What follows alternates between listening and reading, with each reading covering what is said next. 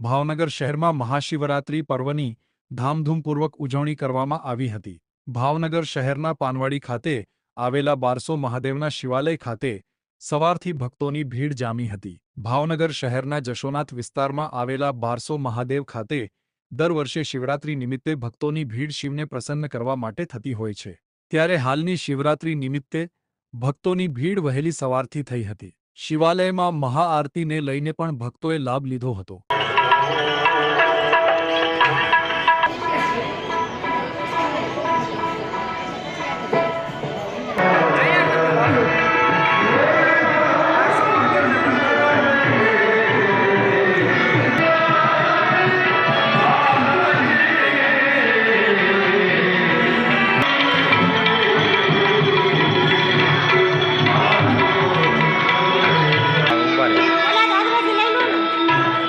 જવું પડશે।